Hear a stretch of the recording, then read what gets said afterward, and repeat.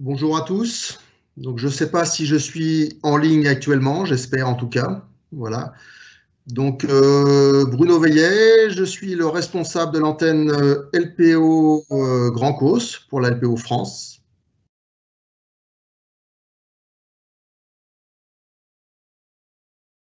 Ah, on me dit d'arrêter.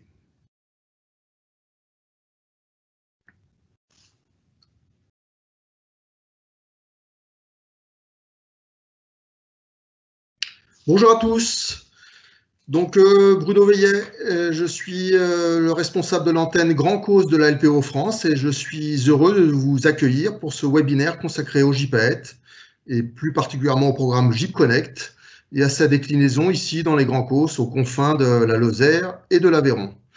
Donc, pour ce programme, nous avons la chance de bénéficier de l'intervention de 3 intervenants de grande qualité qui vont se succéder. Et auxquels vous pourrez vous poser des questions. C'est l'intérêt des webinaires, c'est cette partie interactive. Donc, vont se succéder. En premier, Pascal Orabi, qui est le chef de projet du Life JIP Connect et qui vous présentera ce programme dans sa globalité. Nous aurons ensuite Alex Lopis, en direct de l'Espagne, qui lui nous présentera tout le programme d'élevage en captivité, de reproduction en captivité des JPAET, un programme extrêmement intéressant dont vous pourrez bénéficier. Et pour terminer cette présentation, nous aurons droit à l'intervention de Noémie Ziletti, ma collègue ici à la LPO Grand Causse, qui vous présentera la déclinaison donc, du programme ici dans les Grands Causses. Donc vous êtes certainement nombreux à avoir déjà participé à des webinaires. Avec le confinement, cette technique s'est généralisée, que ce soit les visioconférences ou les webinaires. Néanmoins, s'il y en a quelques-uns d'entre vous qui ne connaissent pas encore les petites particularités de Teams, je vous rappelle que vous avez donc la possibilité de poser des questions aux intervenants. Sur le menu, la barre d'outils en haut de votre écran, vous avez un petit icône avec 2 bulles et un point d'interrogation. Donc, c'est à partir de cette icône, en cliquant dessus, que vous pourrez poser vos questions. Je vous invite à ne pas attendre la fin des interventions de chaque présentateur pour poser des questions afin qu'elles n'arrivent pas en un flux continu à la fin et en même temps. Donc, n'hésitez pas à les poser au fil des interventions. La particularité de Teams, c'est que les questions ne sont accessibles dans un premier temps qu'aux administrateurs du webinaire, donc moi et mes collègues. Et au fur et à mesure des questions sélectionnées, on les publiera et là, elles seront visibles par tout le monde et vous saurez à l'avance quelles sont les questions qui seront posées, ce qui vous évitera de les reposer. Voilà. Je vous demande un peu d'indulgence. Il est possible que selon le nombre de questions posées, on ne soit pas en mesure de répondre à toutes les questions. On fera peut-être des regroupements, puis certaines resteront sans réponse. Ça ne sera que partie remise. Voilà, c'est la particularité du webinaire. On ne peut pas non plus répondre à tout. Voilà. J'espère également que la connexion sera suffisamment bonne. Elle n'est pas toujours optimale ici en Aveyron, mais j'espère en tout cas qu'elle vous permettra de suivre les conversations le plus confortablement possible. Voilà, on ne va pas tarder davantage. La première présentation, c'est celle de Pascal Orabi, donc chef de projet du Life JIP Connect. Donc Pascal va vous faire une petite présentation. On ne répondra pas à ces questions dans l'immédiat. On fera un regroupement des questions qui lui seront posées avec celles qui seront posées à Noémie Ziletti en fin d'intervention. Voilà, je te laisse la parole, Pascal. C'est à toi pour quelques minutes. Bonjour Bruno, bonjour à tous. Je vais vous demander un petit instant le temps de mettre en ligne mon PowerPoint, de le mettre voilà, à partir de la première diapo, et je vais tenter également de lutter contre le sentiment de faire un monologue en m'exprimant seul devant mon écran, mais je compte sur vous tous pour me prouver le contraire, notamment lors des temps de débat après les interventions. Je tiens également à vous remercier tous pour nous consacrer du temps en visualisant ce webinaire, car nous accordons beaucoup d'importance à la nécessité que la société dans son ensemble s'empare de ces questions de protection de la nature et de ces joyaux de la biodiversité. Puis avouez que lorsqu'on parle de joyaux, le JPAET s'impose et ne déroge pas à mon propos.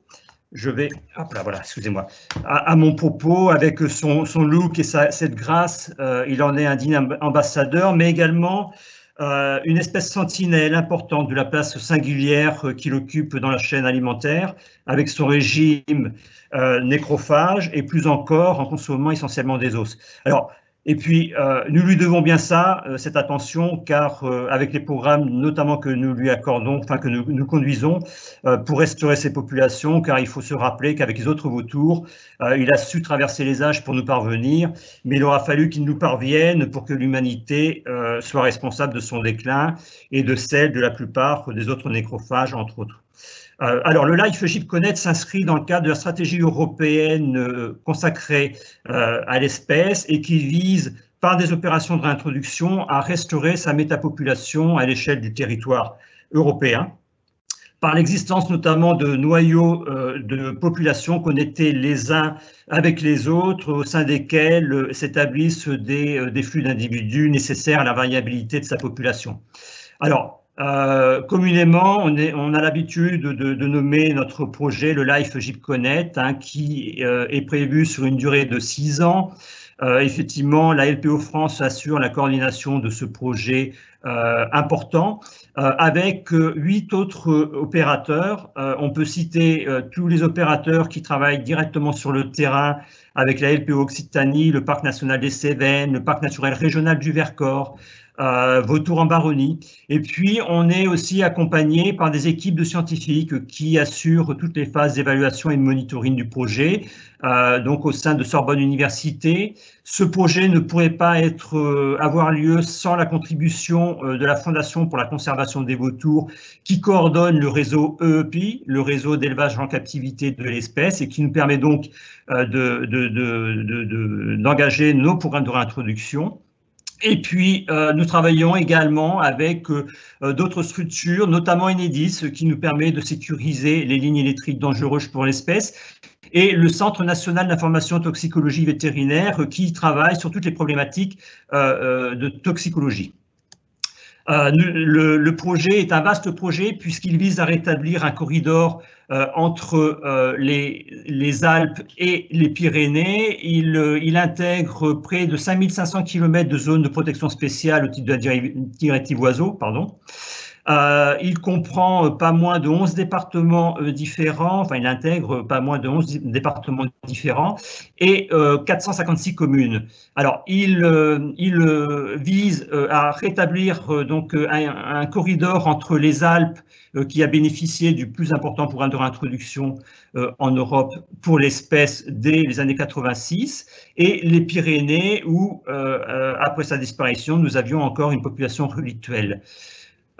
Il vise à créer donc de nouveaux noyaux de population entre ces deux massifs et à permettre, comme je le disais tout à l'heure, donc un flux d'individus et de gènes.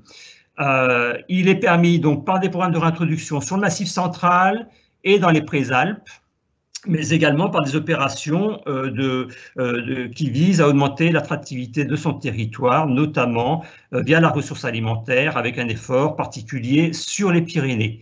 Les projets de réintroduction sont toujours engagés sur les territoires avec un souci particulier qui vise à réduire les menaces de ces territoires. Donc nous travaillons sur les principales menaces auxquelles est confrontée l'espèce, notamment les destructions intentionnelles, les problématiques d'intoxication et d'exposition à des toxiques de l'environnement, les problèmes d'électrocution et de percussion avec le réseau électrique. Également, nous travaillons sur la prévention des risques liés aux installations éoliennes et sur les dérangements et les perturbations. Voilà un petit aperçu de notre projet qui est cofinancé par la Commission européenne à hauteur de 75%. Et qui mobilise régulièrement chaque année plus d'une centaine de personnes. Je vais laisser la main à Bruno qui va nous présenter les autres interventions. Merci bien. Merci Pascal pour cette première introduction. Donc vous l'avez bien compris, ce programme GIP-Connect, c'est un programme extrêmement ambitieux et il n'est possible que par la fourniture d'oiseaux qui sont nés en captivité. Il n'est effectivement pas possible de prélever, vu l'état des populations de gypaètes en Europe, des oiseaux sauvages. Et donc, ce réseau d'élevage en captivité, il est coordonné au niveau européen par Alex Lopis, qui nous fait l'honneur de participer à ce webinaire. Donc, Alex Lopis, il a plusieurs titres, il a plusieurs casquettes. Donc, comme on vous l'a dit, il coordonne tout le programme d'élevage en captivité et c'est aussi le directeur du centre de Valquente en Espagne, qui fournit également pas mal d'oiseaux à l'ensemble des programmes de réintroduction. Voilà. Donc, Alex va nous présenter une intervention extrêmement intéressante sur ce programme d'élevage en captivité. C'est un peu une première. On entend souvent parler de ces oiseaux qui alimentent les programmes, mais on ne sait pas trop. Quand on n'est pas impliqué dans les programmes, on ne sait pas vraiment d'où ils viennent. Et ben, Alex va tout nous dire sur comment on fournit des oiseaux à tous ces programmes de réintroduction du gypaète en Europe. C'est à toi, Alex. Merci. Merci Bruno. Bruno, merci aussi pour ta longue présentation, c'est joli. Et bonsoir à tout le monde. Je vous attends pour partager mon écran. J'espère que ça marche. Alors, bonsoir tout le monde. Je vais parler pendant les prochaines 20 minutes sur le programme international d'élevage en captivité du gypaète barbu et aussi son rôle pour la conservation de l'espèce dans la nature. Comme je dis, ce programme d'élevage en captivité internationale était la base d'un projet de réintroduction du gypaète dans les Alpes qui a commencé en 1978. En ce moment, un petit groupe, nombre de gens, ils ont eu l'idée de faire un projet de réintroduction de cette espèce dans les Alpes, comme l'espèce est déjà disparue, il fait presque 5 ans. Et pour avoir un réseau bien construit, ils ont créé un centre d'élevage en captivité qui s'appelle Richard Faust Center pour analyser, pour étudier comment il faut faire reproduire cette espèce en captivité. Après 6-8 ans en travaillant avec cette espèce en captivité, on a réussi d'avoir suffisamment des oiseaux reproduits chaque année pour commencer la première relâche dans l'arc alpin. L'arc alpin, ça a été en 1986. Il faut nous rappeler que pendant ces années, il y avait seulement une quarantaine d'oiseaux en captivité hébergés dans différents parcs zoologiques européens. En même temps, quand le projet est devenu plus grand et d'une forme internationale avec beaucoup de différents pays qui ont participé, on a décidé de créer une fondation pour assurer que, pour coordonner tous ces projets et aussi pour coordonner les programmes internationaux qui est devenu les programmes européens pour l'espèce menacée, EEP. Après, quelques ans plus tard, en même temps, on a construit un deuxième centre spécialisé comme le Richard Faust Center. C'est le centre de Cria Guadalentín d'Andalousie pour le projet, comme une base pour le projet de réintroduction de l'Andalousie. Après 11 ans qu'on a relâché les premiers oiseaux, on peut voir déjà que le premier envol dans la nature, dans les Alpes, à peu près 5 ans de sa disparition. Quelques années plus tard, on a décidé de construire un troisième centre d'élevage en captivité spécialisé pour faire une réserve génétique pyrénéenne. Et un an plus tard, on a commencé déjà de relâcher des oiseaux dans le projet andalou. Et plus tard, aussi en 2010, dans le projet Corridor, qu'aujourd'hui, c'est le projet de Life Jeep Connect. Comme vous pouvez voir, 9 ans plus tard, de les premiers relâches en Andalousie, on peut voir en 2015, il y avait déjà les premiers envols dans la nature. Depuis 32 ans que l'espèce disparaît. Un an plus tard, on a décidé de faire un renforcement de la population sauvage de la Corse, relâchant déjà des premiers oiseaux. Et 2 ans plus tard, un cinquième projet aussi commencé à Maestrazgo, ça c'est la montagne qui est entre l'Andalousie et aussi dans les Pyrénées. Faire aussi un pont entre les deux populations introduites en Andalousie et le sauvage, les mêmes que le projet Life Jeep Connect, c'est le pont entre la population sauvage de les Pyrénées et de les introduite dans les Alpes. Et jusqu'à l'année passée, 2020, on peut voir qu'on a réussi de relâcher 341 poussins dans les 5 projets et les stocks captifs, il est grossi jusqu'à 178 oiseaux, distribués entre 38 zoos et 105 centres d'élevage spécialisés. Après des 40 ans d'expérience de travaillant avec cette espèce en captivité, on a vu que la formation de couples des oiseaux adultes, c'est peut-être très compliqué et aussi très dangereux. On a perdu quelques fois. C'est pour ça qu'on a décidé de faire une différence ou distinguer entre les centres d'élevage. Dans ces groupes, on trouve les parcs zoologiques, collections privées et centres de sauvegarde, et les centres d'élevage spécialisés. Il y a 3 grands centres, c'est les 3 qu'on a parlé avant, le Richard Faust Centre, le centre d'Andalousie, Centre de Cria Wandalentin et le centre de Baïkalen. Et 2 petits centres, une c'est ici à la France, à Sters, et l'autre en Suisse, le Tierpark Goldau. Et tous ensemble hébergent maintenant 178 oiseaux.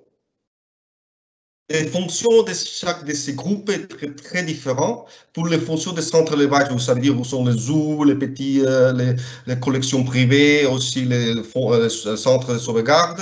C'est de loger les couples déjà établis, de produire le plus grand nombre de poussins possible, d'avoir cette population captive distribuée entre différents. Il faut nous faire attention parce que s'il arrive d'avoir une épidémie, quelque chose, on ne peut pas perdre tous les ressources en captifs. C'est pour ça que c'est très important d'avoir tous les ressources captifs distribués entre différents centres. Et en même temps, une chose très, très, très importante, c'est de diffuser la société, le travail qu'on fait pour cette espèce, pour la conservation de cette espèce. De l'autre côté, le centre d'élevage spécialisé sont des formations déjà très techniques, très spécifiques, où sont les centres où le personnel travaille 100% pour cet objectif. C'est pour faire des formations de couple avec des adultes, héberger des oiseaux qui ont des problèmes, qu'on n'ont pas réussi de reproduire dans les différents zoos. On essaie de reproduire dans ces centres, faire l'adoption des poussins. Il y a quelques fois que les couples, ils n'adoptent pas bien et on doit envoyer les poussins dans un autre zoo, dans un autre centre d'élevage pour faire les adoptions. Faire des accouplements, ça veut dire de former des couples avec des oiseaux qui sont élevés malheureusement à main et il ne reconnaît pas son espèce comme son congénère. C'est pour ça que c'est nécessaire de faire une couple avec une humain et d'utiliser ces oiseaux comme des nourrices. Et finalement, une réserve génétique.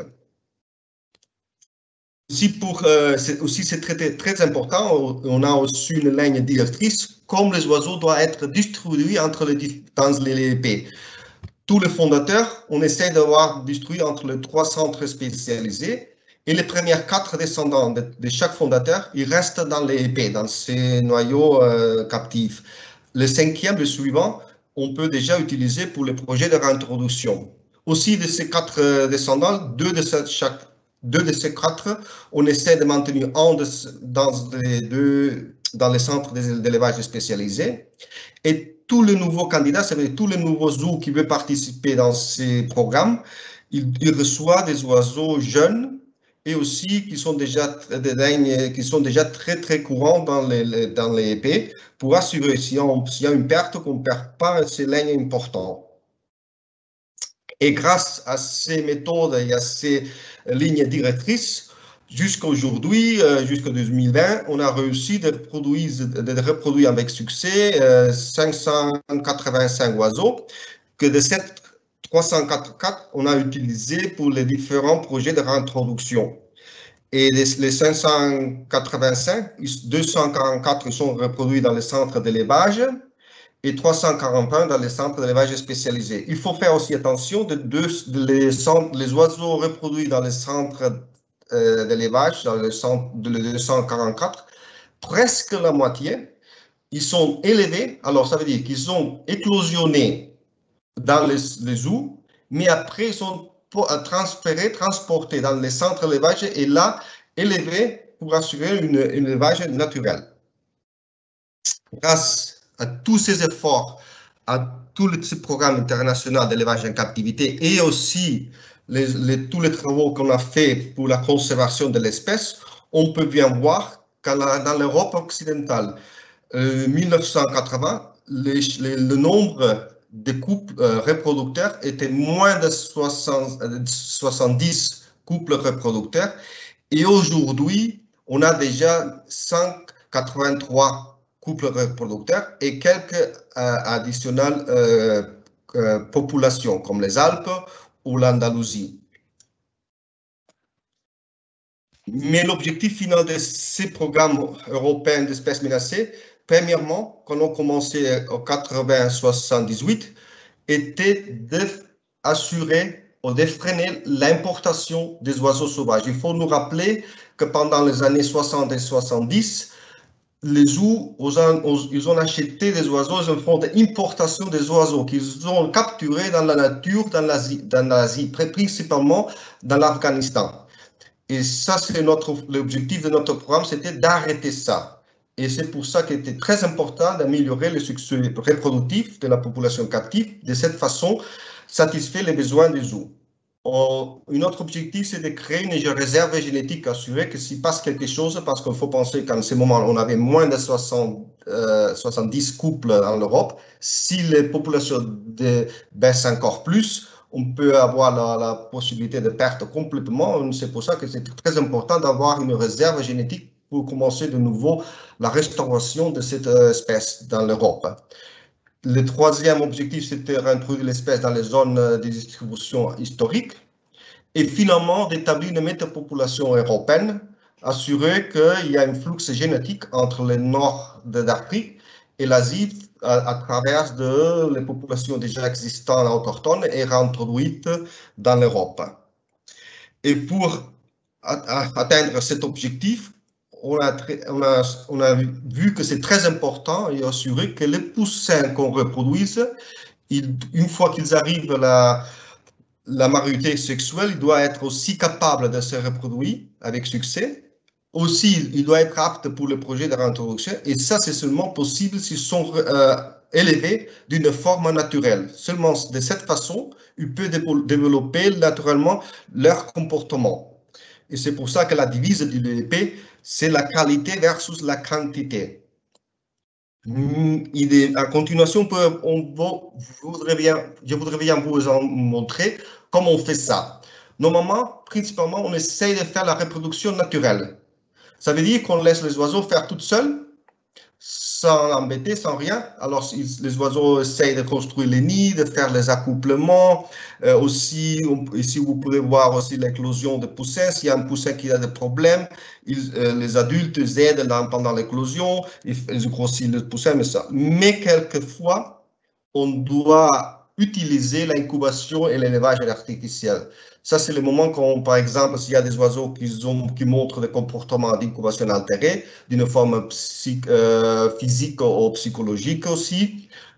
Comme, par exemple, dans les zoos, il y a quelquefois avec des espèces voisines qui commencent à avoir des attaques, des menaces, des choses comme ça, ils s'oublient de faire de l'incubation. Alors, c'est le moment qu'il faut aussi ramener les œufs et mettre dans la couveuse.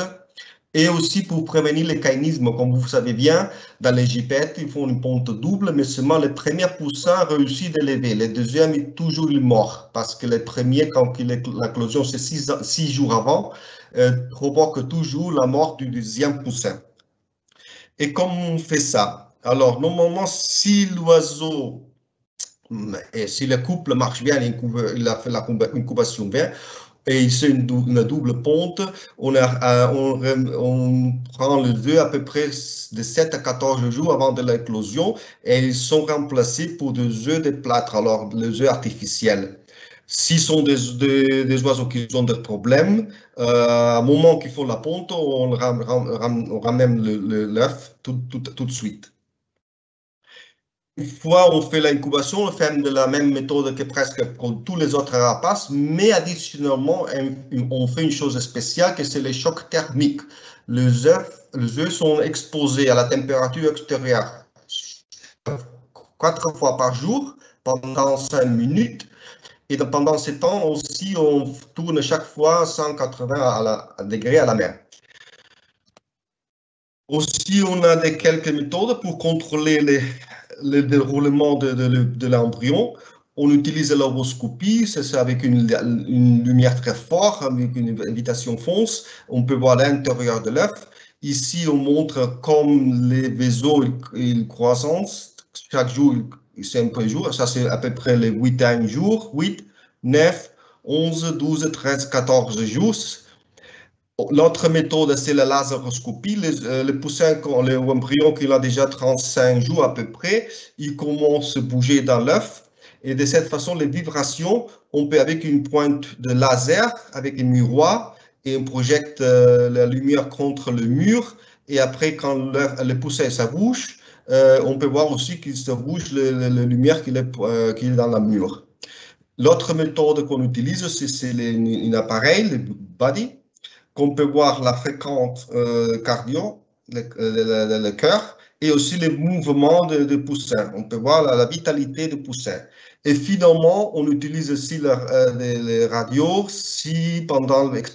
spécialement pendant quelques jours avant de l'éclosion, pour si le poussin est bien placé. Ici, on peut voir les becs. Ça veut dire que ici, ça c'est la tête.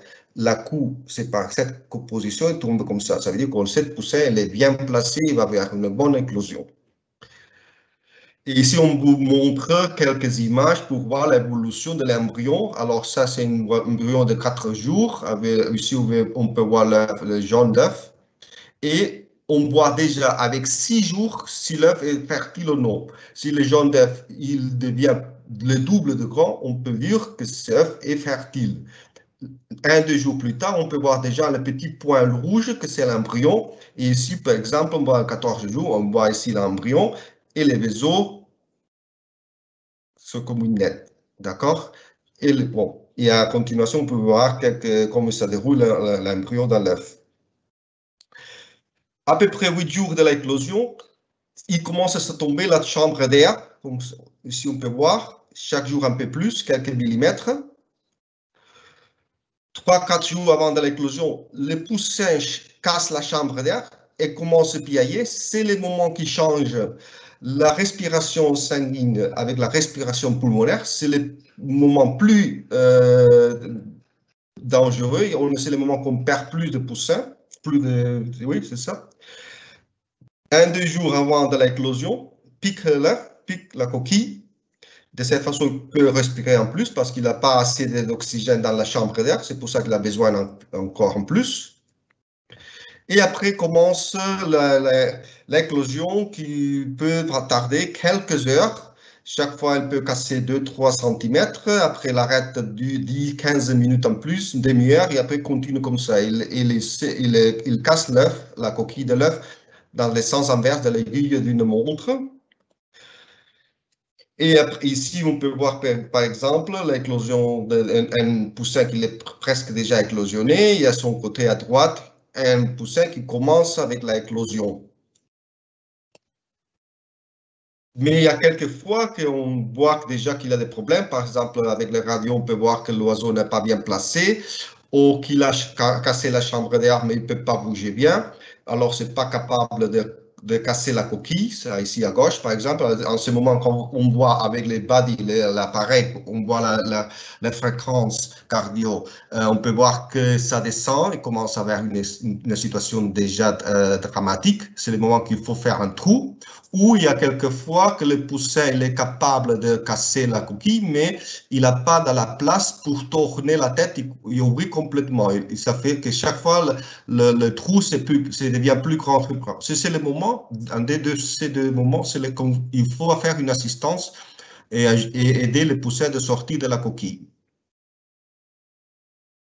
Une fois que l'oiseau est déjà éclosionné, on fait une désinfection de nombril et les retourne dans la couveuse pour sécher les duvets. Une fois que les duvets, les premiers duvets qui s'appellent le néoptile est déjà sèche, on les frotte bien avec une brosse et l'on retourne dans la leveuse et on réduit la température pour la couvaison, pour l'incubateur, on utilise 37,3. Et maintenant, c'est le moment plus critique parce qu'il n'y a pas de paramètres, il n'y a pas de ligne directrice comme il doit descendre la température. Si on trompe seulement par un demi-degré, le poussin peut mourir très rapidement. On doit observer très exhaustivement le comportement du poussin pour savoir s'il a de chaleur ou il a de froid et descendre ou monter la température avec les besoins adaptés aux besoins de le poussin.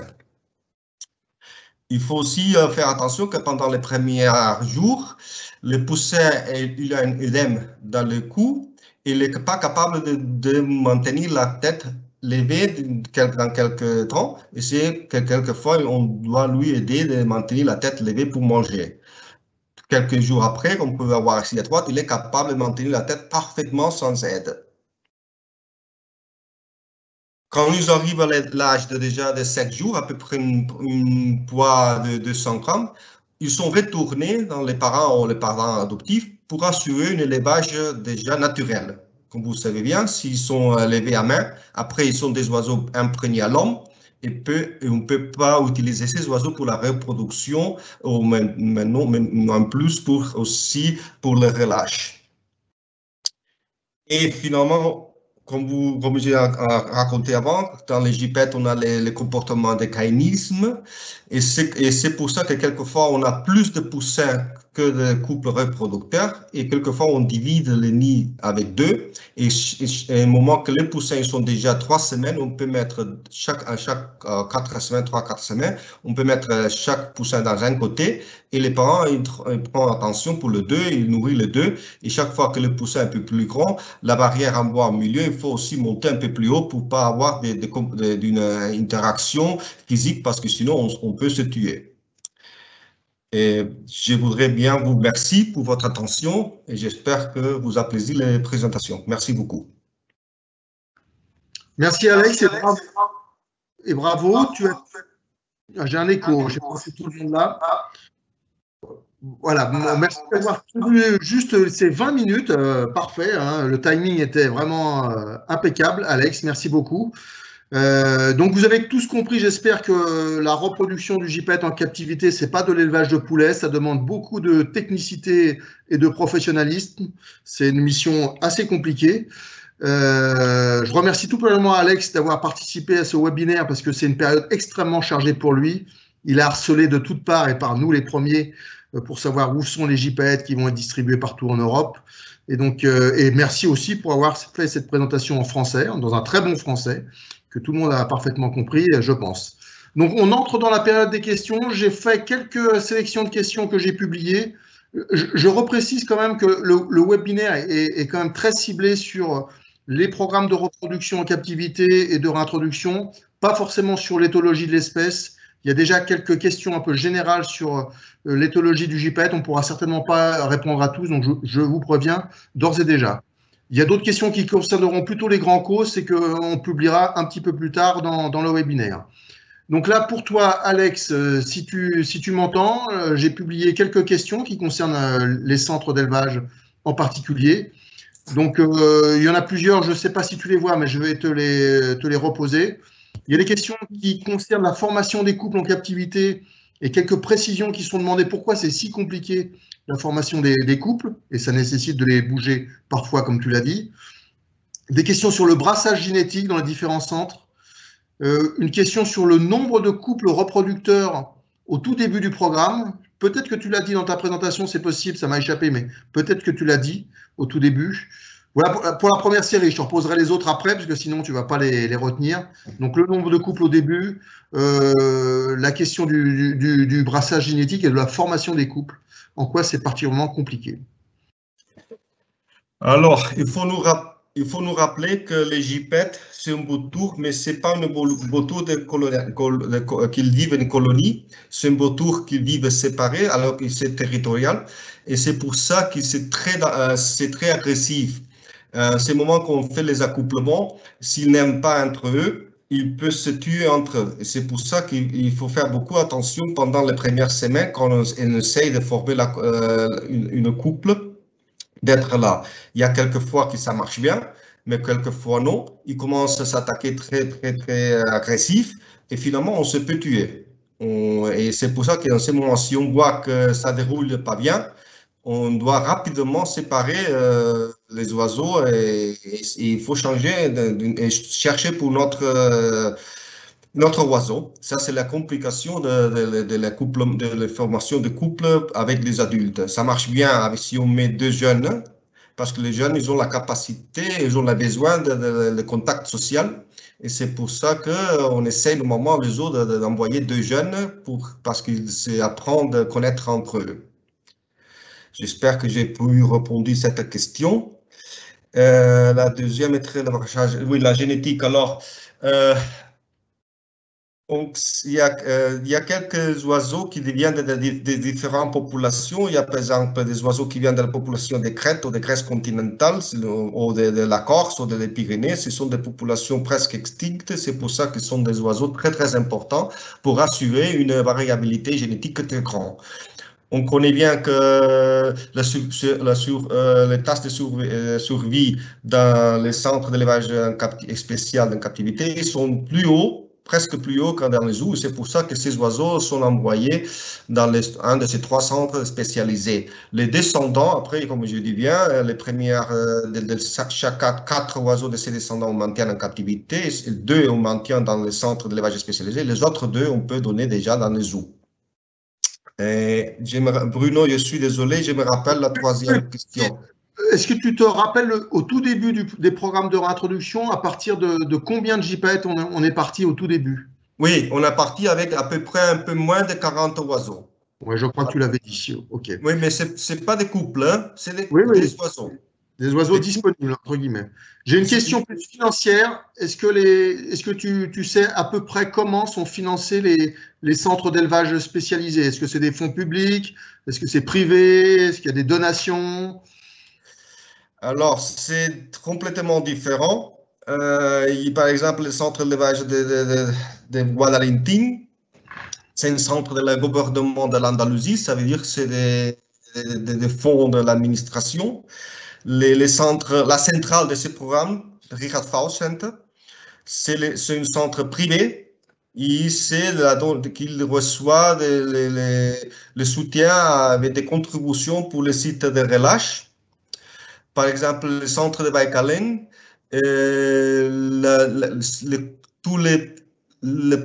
l'infrastructure est payée pour l'administration catalane parce que c'est un centre de sauvegarde, mais le fonctionnement, c'est payé pour notre fondation, la Water Conservation Foundation, avec des donations presque plus du zoo. Les zoos participent beaucoup parce qu'ils savent bien que sans le centre d'élevage spécialisé, aussi, c'est pas possible. Et aussi les centres par exemple, d'Aster, ils ont des autres fonds, et les centres de Tiapagolda, c'est une zoo privée, ça veut dire avec les visites du public, on peut payer les centres d'élevage du zoo, de l'élevage en captivité. Merci Alex. On va te poser 2 autres questions. Il faut savoir qu'il y a énormément de questions qui te sont destinées. On aurait pu faire un webinaire rien que pour toi, Alex, je pense. Donc, on va en sélectionner quelques-unes très, très ciblées. Donc, une question de Cathy. Là, pourquoi faut-il exposer les œufs 4 fois par jour à la température extérieure, comme tu l'as présenté avec une photo à l'appui? Alors, c'est une étude qu'on a fait. C'est un peu long, hein. C'est une étude qu'on a fait. On a comparé l'incubation d'un couple normal, ça veut dire mâle-femelle, un couple de 2 mâles. Vous savez bien que 2 mâles ensemble, on peut se former un couple et on donne un œuf et après il commence à incuber. Et aussi une mâle seul. Et on a vu qu'il y a beaucoup de différences entre le nombre d'interruptions par heure et aussi la durée de chaque interruption. Ça, on a pensé que ce n'est pas possible s'il y a une différence significative entre chaque différents types de couple et finalement tous les 3 ils ont la possibilité de reproduire avec succès. Et une cuveuse, on a vu que si on met un œuf dans les premiers jours qu'il est pondu, la tasse d'éclosion est presque 0. On a besoin toujours les premières terres doivent être couvées de forme naturelle. Et on s'est fait la question pourquoi, où est la différence? Et finalement, on a vu que c'est très important, les chocs thermiques. Qu'est-ce que fait les chocs thermiques? C'est que les vaisseaux qui se trouvent dans la surface de l'œuf, avec les froids d'extérieur, les vaisseaux sont avec une contraction et tous les seins ils marchent à l'intérieur, le centre de l'œuf, En ce moment qu'on retourne l'œuf dans la couveuse, il y a une dilatation de vaisseau de la surface. Et de cette façon, tout la sème sort du centre de l'œuf à la surface. De cette façon, l'échange des gaz entre l'oxygène et le dioxyde de charbon, ça c'est plus fort et ça aide une dérouille de l'embryon plus mieux. J'espère que j'ai eu bien expliqué. Quand je disais que ça demandait beaucoup de technicité, je crois que j'exagérais pas. Je ne sais pas si j'ai bien fait de sélectionner cette photo pour cette question pour notre timing, mais merci Alex en tout cas. La dernière question qui te concerne, avant de passer à Noémie, elle est plus simple. Que mangent les petits? Je suppose que c'est à l'éclosion. On les nourrit de quoi à l'éclosion, les jeunes gypaètons? Bon, les premiers jours, on donne des souris ou des rats presque petits, ça veut dire de pupilles ou fusis, ça veut dire qu'ils sont déjà nés 1-2 jours d'âge. Et au moment que les poussins deviennent plus grands, aussi les souris ou le rat deviennent aussi plus grands pour assurer qu'ils ont des os et aussi de suffisant calcium. Merci Alex. On va passer à la dernière intervention. Encore merci beaucoup pour toutes ces précisions passionnantes. Donc la dernière intervention, c'est ma collègue Noémie Ziletti qui travaille avec nous ici, la LPO Grand Causse. Elle travaille sur beaucoup de programmes, mais entre autres le GIP Connect et la réintroduction des gypaètes ici dans les Grands Causses. Et donc Noémie va nous faire une présentation de la situation avec quelques mauvaises nouvelles malheureusement pour cette année. Ça commence pas super bien chez nous, mais elle va vous en dire plus. C'est à toi Noémie. Bonsoir à tous. Alors, je vous demande quelques secondes, le temps d'afficher ma préparation. Présentation, voilà. Alors, je vais vous présenter donc, le programme qui est mis en œuvre dans le sud du Massif central. Ce programme de réintroduction est le pilier central du projet européen qui vise à recréer un corridor entre les Alpes et les Pyrénées. Et il se trouve à mi-chemin entre les populations alpines et pyrénéennes de gypaètes barbus. Alors, c'est un programme qui a débuté il y a quasiment une dizaine d'années. Je t'interromps Noémie, peut-être que tu peux faire un réglage de ton PowerPoint parce qu'on voit la diapositive suivante, donc du coup l'affichage est moins grand. C'est un petit réglage à faire dans le paramétrage. Voilà, je ne sais pas si c'est faisable facilement ou pas. Très bonne question. Je vais redémarrer le partage sinon. Ouais, c'est pas dramatique sinon, mais c'est juste pour avoir ceux qui ont des petits écrans verront mieux.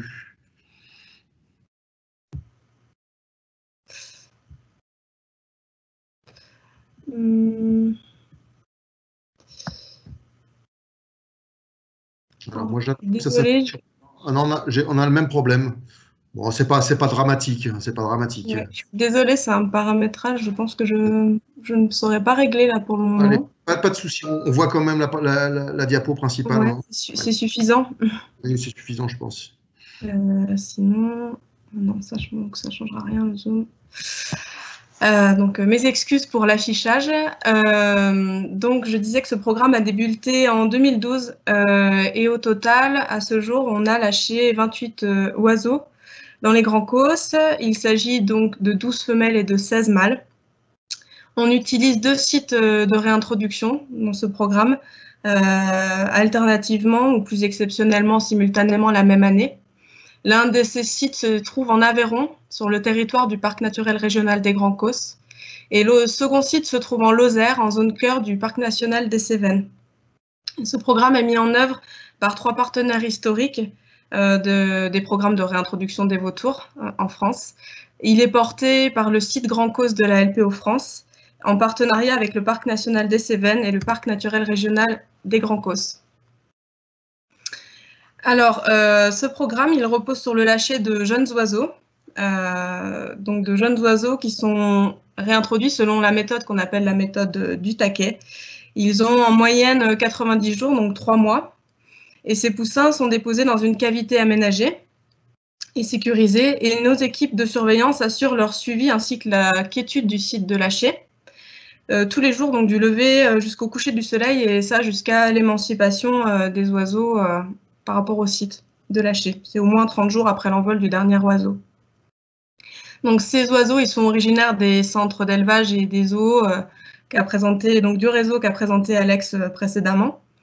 Et ces poussins sont capables de manger et de préparer leur nourriture seuls au moment où on les dépose dans la cavité. Il suffit qu'on la leur apporte. Ils entretiennent leur plumage. Ils sont suffisamment forts pour se défendre des prédateurs. Et ils sont encore suffisamment jeunes pour identifier le site de lâcher comme étant leur site de naissance. Et à chaque fois, au moins 2 poussins sont lâchés ensemble pour qu'ils aient des contacts sociaux, étant donné qu'ils sont séparés des adultes. Et les 2 sites de lâcher dont je parlais précédemment, donc on appelle vire de taquet, sont différents, mais ils possèdent tous les 2 les critères essentiels pour permettre aux oiseaux d'évoluer convenablement et de prendre leur envol. Donc c'est une aérologie favorable, c'est un milieu ouvert avec de la végétation clairsemée, c'est aussi une zone rupestre, la présence de reposoirs dans les alentours de la cavité, une facilité d'accès pour l'équipe de surveillance, la présence d'une ressource alimentaire dans la zone et des activités humaines présentes le moins possible pour limiter les menaces. Ici, vous pouvez voir en photo donc, le site qui se situe en Aveyron et qui est utilisé en 2021. Il a déjà été utilisé en 2013, 2015, 2017 et 2020. Et la surveillance s'effectue depuis un poste d'affût, donc on voit dans la photo en bas à droite, là qui se situe à une 50aine de mètres de la vire de taquet. Le second site de lâcher donc, se situe en Lozère, on le voit en photo ici. On voit qu'il a une autre disposition. Il a été utilisé en 2012, 2014, 2016, 2019 et 2020. Pardon. Ces jeunes oiseaux, une fois qu'ils sont déposés dans la vire, ils vont passer plusieurs semaines à s'entraîner au battement d'ailes. Donc pendant toute la période où ils sont présents dans la cavité, et ils prennent leur envol à 120 jours en moyenne. C'est vraiment lorsqu'ils sont prêts. Chez nous, on a constaté des envols entre 107 et 127 jours. Ça dépend vraiment des individus. C'est très aléatoire. Alors, sur nos sites de lâcher, on peut voir qu'il y a un grillage de protection qui est disposé devant la cavité. Hein, c'est vraiment parce qu'on a des sites assez accessibles, donc c'est une protection supplémentaire. Alors, on a des oiseaux qui ont pris leur envol spontanément au-dessus du grillage, et on a d'autres oiseaux pour lesquels on doit ouvrir ce grillage pour qu'ils prennent leur envol. Après avoir quitté la cavité, ces jeunes oiseaux réintroduits adoptent le même comportement que les individus nés en nature, c'est-à-dire qu'ils ils effectuent de courts vols et ils passent une certaine période autour vraiment de la cavité, donc du nid. Ils ne s'éloignent pas et ça rend possible donc un suivi très attentif de ces oiseaux. Et pendant toute cette période aussi, ça leur offre la possibilité d'apprendre les techniques de vol et de s'adapter à leur nouvel environnement. Après cette période d'apprentissage de quelques semaines, les oiseaux deviennent rapidement indépendants et s'émancipent du site de lâcher. Chez nous, c'est environ 1 mois après l'envol. Mais encore une fois, ça dépend vraiment des individus, des années et du site de lâcher qu'on utilise. On a constaté, et c'est connu pour cette espèce, la recherche de nourriture et le cassage d'os sont vraiment des comportements innés pour ces oiseaux. Ils n'ont pas besoin de l'exemple des parents pour s'entraîner au cassage d'os. De même, le comportement philopatrique, donc qui signifie que les oiseaux, quand l'âge vont venir se reproduire sur le site de naissance, donc le site d'envol qui est considéré comme étant le site de naissance, c'est le site d'envol pour les oiseaux réintroduits. Et c'est vraiment avec ces méthodes de taquet où les jeunes lâchés reconnaissent la zone de lâcher, comme je disais, comme vraiment le site d'origine, le site de naissance. Ça implique un pourcentage élevé d'oiseaux qui reviennent sur ces secteurs de lâcher et pour occuper les territoires alentours au moment où ils pourront se reproduire. Et le fait d'utiliser cette méthode de lâcher, ça va permettre à terme de constituer un petit noyau de population localement dans les grands causses. Chaque oiseau est identifiable. Il a en quelque sorte une carte d'identité. Ça permet de l'identifier en vol ou posé. Alors, il y a différents éléments. Il y a notamment les bagues qui sont posées sur chaque tarse avec un code alphanumérique et un code couleur qui est spécifique à chaque oiseau. Également des décolorations à l'air, donc décoloration des plumes de vol, donc des rectrices ou des rémiges. Et chaque oiseau a son code barre en quelque sorte. Et donc, ces décolorations, elles vont disparaître au fur et à mesure des mues des oiseaux, alors que les bagues, ils vont les conserver toute la vie. Chaque oiseau, au moment du lâcher, est aussi équipé d'un émetteur GPS et d'un émetteur radio, donc VHF. Et ces outils vont permettre de les suivre pendant les déplacements plus lointains des sites de lâcher, puisque jusqu'à leur envol et pendant toute cette période d'émancipation, on les suit à l'aide de longue vue et de jumelles. Là, voilà, lorsque les oiseaux vont parcourir des distances plus importantes, on pourra s'assurer qu'ils vont bien et puis on pourra observer et étudier leur déplacement. La balise GPS, en fait, elle est fixée sur le dos de l'oiseau à l'aide d'un harnais qui est fixé comme on pourrait le voir pour un baudrier d'escalade autour des pattes et elle fonctionne à l'aide de panneaux solaires. Il y a un lien faible sur le harnais qui permet de libérer les oiseaux au bout de quelques années. Elle va donc se décrocher toute seule. Les jeunes oiseaux qu'on réintroduit entament des vols erratiques dès la 2e année, en fait. Une fois émancipés des sites de lâcher, ils débutent cette phase, donc ces comportements de vol très exploratoires, plutôt aléatoires et imprévisibles, et parfois même en dehors de l'aire de répartition de l'espèce. Là, c'est une carte qui représente l'ensemble des déplacements des oiseaux qui ont été réintroduits dans les Grands Causses. Donc on voit que des oiseaux ont rejoint les Pyrénées ou les Alpes, mais d'autres oiseaux ont eu des comportements plus aléatoires jusque dans les Pays-Bas ou jusqu'en Roumanie ou les pays de l'Est. Là, c'est un exemple particulier. À gauche, on voit la carte d'Adonis. C'est un oiseau un mâle qui a été lâché en 2014 dans les Grands Causses, qui a parcouru une longue distance l'année suivante son lâcher.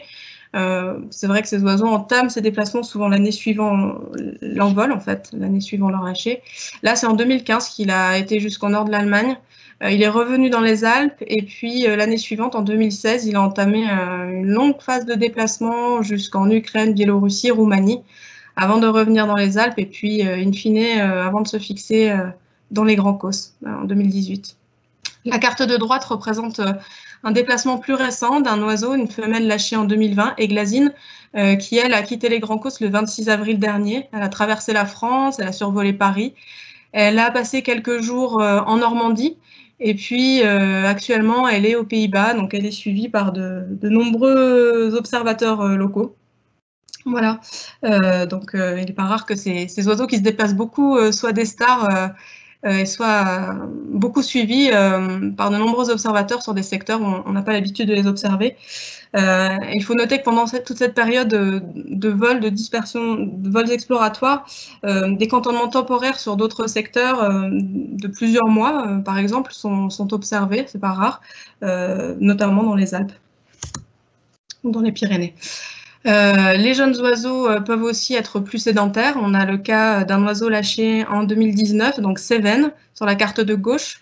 C'est un mâle en fait qui a entamé donc l'année suivant son envol un déplacement jusqu'à Bordeaux, qui a fait une boucle en descendant par l'Aude et qui est revenu dans les Grands Causses et qui depuis est toujours fixé.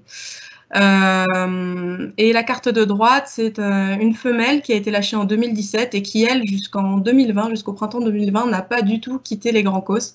Alors malheureusement, sa balise GPS ne fonctionne plus et on n'a pas observé l'oiseau depuis 1 an, donc on ne sait pas où il se trouve actuellement. Maintenant, je vais vous parler du lâcher qui est mis en œuvre cette année. On est sur la 9e année de lâcher dans les Grands Causses. On a eu la chance de recevoir une femelle et 2 mâles, originaires donc des centres d'élevage spécialisés qui se situent en Autriche et en Andalousie. Donc, les noms des oiseaux ont été choisis par les enfants de l'école locale, je précise.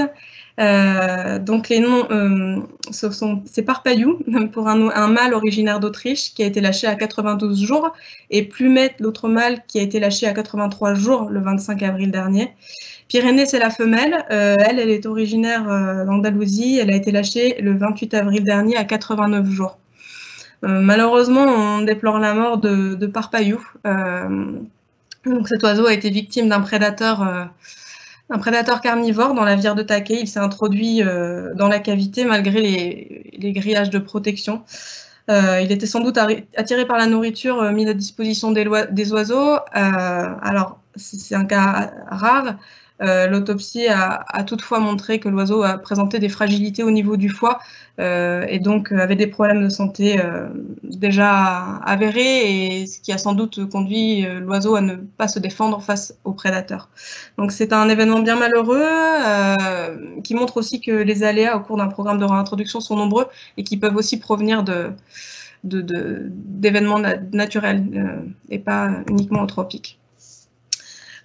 Et pour faire enfin un point sur la situation actuelle dans les Grands Causses, donc on a à ce jour 7 gypaètes barbus présents dans les Grands Causses. On en avait eu 8 jusqu'au 26 avril, mais Glazine a quitté le secteur, comme je l'ai montré tout à l'heure.